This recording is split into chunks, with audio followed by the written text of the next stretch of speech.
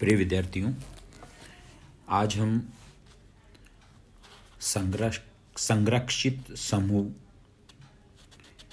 के रूप में एसीटेल के उपयोग के बारे में अध्ययन करेंगे। एसीटेल एक प्रकार के जैम डाई ईथर होते हैं तथा ईथर की तरह एसीटेल भी क्षारों के प्रति उदासीन रहते हैं। एसीटेल तथा कीटेल का उपयोग एल्डिहाइड तथा कीटोनों को संरक्षित करने में किया जाता है। जैसे निम्न अभिक्रिया में यदि लिथियम एल्युमिनियम हाइड्राइड या निकेल प्लस हाइड्रोजन जैसे अपचायक लिए जाएं तो यौगिक ए के दोनों C डबल बॉन्ड O समूह अपचयित हो जाते हैं। ऐसी स्थिति में केवल एस्टर समूह को अपचित करने के लिए तथा कीटोनिक समूह को संरक्षित करने के लिए एसीटेल का उपयोग किया जाता है। यानी ए कंपाउंड के साथ अभिक्रिया कराते हैं, डायोल के साथ एथेन डायोल के साथ अभिक्रिया कराते हैं तो इससे एक चक्रीय यौगिक बनता है जिसकी लिथियम एल्युमिनियम हाइड्राइड के साथ अभिक्रिया कराएं तो इसके एस्टर वाला समूह OH में अपचयित हो जाता है, जिसका जल अपघटन कराएं तो एथेन डायोल इसमें से निकल जाता है और उसके स्थान पर C डबल बॉन्ड O समूह आ जाता है। इस प्रकार एसीटेल का उपयोग करते हुए C डबल बॉन्ड O समूह को संरक्षित किया जाता है। चक्रीय एसीटेल और चक्रीय कीटेल का भी उपयोग किया जा सकता है। ऑक्सीकरण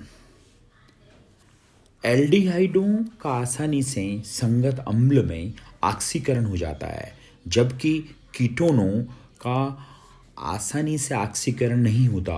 अतः ऑक्सीकरण द्वारा एल्डिहाइड व कीटोन में विभेद किया जा सकता है। एल्डिहाइडों का ऑक्सीकरण टोलन अभिकर्मक, फेलिंग विलयन, बेनेडिक्ट विलयन जैसे दुर्बल ऑक्सीकारकों द्वारा या अम्लीय पोटेशियम डाइक्रोमेट या अम्लीय केमेनोफोर द्वारा किया जा सकता है। टॉलन अभिकर्मक से ऑक्सीकरण अमोनिया में सिल्वर नाइट्रेट का विलयन टॉलन अभिकर्मक कहलाता है। टॉलन अभिकर्मक में मुख्य रूप से सिल्वर अमोनिया आयन यानी AgNH3 का उल्टवाइज प्लस या सिल्वर फर्स्ट ऑक्साइड Ag2O होता है। तो एल्डिहाइड की क्रिया टॉलन अभिकर्मक के साथ कराएं तो इसका एल्डिहाइड का ऑक्सीकरण हो जाता है और कार्बोक्सिलिक अम्ल बनता है तथा रजत दर्पण यानी सिल्वर मिरर बनती है। टॉलन अभिकर्मक की मुख्य विशेषता ये है कि यह एल्डिहाइड के द्विबंध को अप्रभावित रखता है, अतः असंतृप्त अम्लों का आसानी से निर्माण कर सकते हैं। जैसे एक्रिल एल्डिहाइड की अभिक्रिया टॉलन अभिकर्मक के साथ कराएं तो इससे द्विबंध अप्रभावित रहता है तथा एक्रिलिक अम्ल और रजत दर्पण प्राप्त होती है। दूसरा है फेलिंग विलयन तथा बेनेडिक्ट विलयन से ऑक्सीकरण। जलीय कॉपर सल्फेट विलयन फेलिंग विलयन A कहलाता है, जबकि NaOH और सोडियम पोटेशियम टार्ट्रेट के विलयन को फेलिंग विलयन B कहते हैं। कॉपर सल्फेट और सोडियम कार्बोनेट और सोडियम सिट्रेट विलयन को बेनेडिक्ट विलयन कहते हैं। उपरोक्त दोनों विलयनों में मुख्य रूप से क्यूप्रिक आयन के संकुल होते हैं। फेलिंग विलयन दो विलयनों A व B के मिलाने से बनता है। फेलिंग विलयन A व B को मिलाने से विलयन का रंग क्यूप्रिक टार्ट्रेट संकुल बनने के कारण गहरा नीला हो जाता है, यानी क्यूप्रिक टार्ट्रेट संकुल बन जाता है। ऑक्सीकरण के दौरान Cu2+ आयनों का Cu+1 में अपचयन होता है, जो लाल रंग के Cu2O के रूप में अवक्षेपित होता है तथा एल्डिहाइड का अम्ल में ऑक्सीकरण हो जाता है। यानी RCHO प्लस 2CO, इससे RCOOH प्लस रेड लाल रंग का Cu2O का अवक्षेप प्राप्त होता है। सेलेनियम ऑक्साइड द्वारा ऑक्सीकरण एल्डिहाइड तथा कीटोन जिनमें मैथिल या मैथिलीन समूह कार्बोनिल समूह के समीपवर्ती होते हैं, सेलेनियम ऑक्साइड से ऑक्सीकृत होकर कार्बोनिल यौगिक बनाते हैं। जैसे CH3CHO यानी एसिड एल्डिहाइड, इसका ऑक्सीकरण सेलेनियम ऑक्साइड SeO2 के साथ कराएं तो इससे HC double bond O C double bond OH बनता है।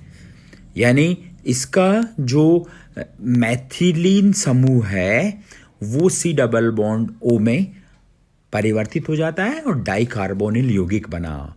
इसी तरह से एसीटोन का यदि ऑक्सीकरण कराएं तो इससे भी डाई कार्बोनिल यौगिक बना और यह हेक्सेनोन के ऑक्सीकरण से भी डाइकार्बोनिल यौगिक बनता है। प्रबल ऑक्सीकारकों द्वारा ऑक्सीकरण अम्लीय पोटेशियम डाइक्रोमेट या अम्लीय पोटेशियम परमैंगनेट द्वारा कीटोनों के ऑक्सीकरण में C डबल बॉन्ड O बंध का विदलन हो जाता है और एक कम कार्बन परमाणु वाला अम्ल प्राप्त होता है। इस ऑक्सीकरण में पोपोफ नियम का पालन होता है। पोपोफ नियम के अनुसार यदि C डबल बॉन्ड O के समीपवर्ती भिन्न भिन्न एल्किल समूह उपस्थित हो तो वह अल्फा कार्बन जिस पर कम हाइड्रोजन परमाणु जुड़े हों ऑक्सीकृत होता है। जैसे CH3COCH2CH3 इस एसीटोन का यदि ऑक्सीकरण कराएं तो इससे दो अणु एसिटिक अम्ल के बनते हैं।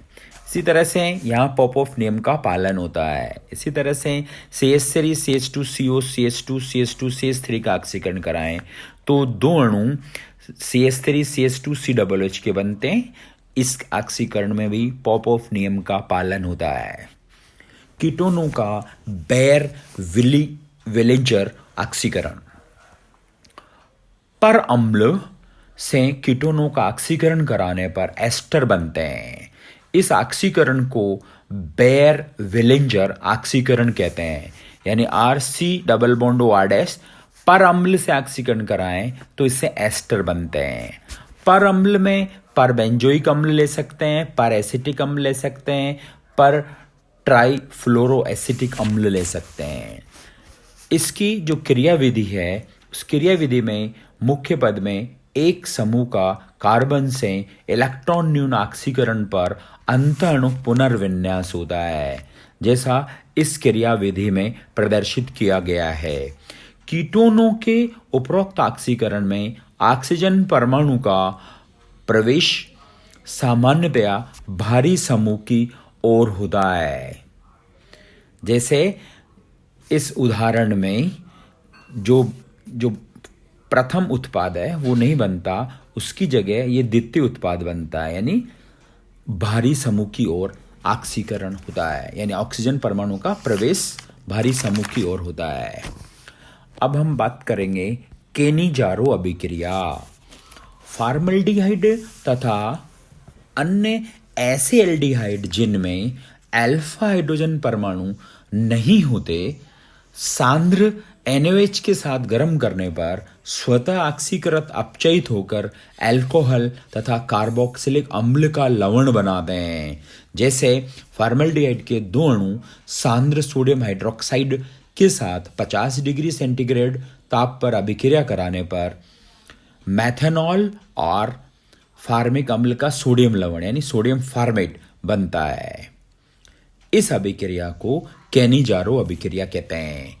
केनिजारो अभिक्रिया की क्रिया विधि में एल्डिहाइड के साथ क्षार के OH- की अभिक्रिया से ये O पर माइनस आवेश युक्त एनाइन बनता है, जो एनाइन एल्डिहाइड के दूसरे अणु के साथ अभिक्रिया करता है और इससे H- का स्थानांतरण होता है और जो उत्पाद बने उसमें RCOOH और RCO माइनस कार्बन पर 2H और O पर माइनस आवेश। अब इससे H+ जुड़ता है और RCH2OH बन जाता है। उधर RCOOH से एक H- का रिमूवल होता है और RCO- यानी कार्बोक्सिलेट आयन बन जाता है। क्रॉस कैनिजारो अभिक्रिया, जब दो भिन्न भिन्न एल्डिहाइडों के मध्य कैनिजारो अभिक्रिया करवाई जाती है तो इसे हम क्रॉस कैनिजारो अभिक्रिया कहते हैं। जैसे फॉर्मल्डिहाइड और बेंजल्डिहाइड के बीच अभिक्रिया क्रॉस कैनिजारो अभिक्रिया है, और ये अलग अलग एल्डिहाइड है दूसरे उदाहरण में भी, जिसमें इसको भी हम क्रॉस कैनिजारो अभिक्रिया कहते हैं। एक होती है आंतरिक कैनिजारो या अंत अणु कैनिजारो अभिक्रिया। कुछ डायल्डिहाइड सांद्र क्षार के साथ क्रिया कराने पर अंत अणु कैनिजारो अभिक्रिया देते हैं। ऐसी अभिक्रिया को हम आंतरिक कैनिजारो अभिक्रिया कहते हैं। जैसे ग्लाइऑक्सेल 50% KOH के साथ अभिक्रिया कराएं तो इससे पोटेशियम ग्लाइकोलेट बनता है, यानी ये एक प्रकार की अंत अणु कैनिजारो अभिक्रिया होती है।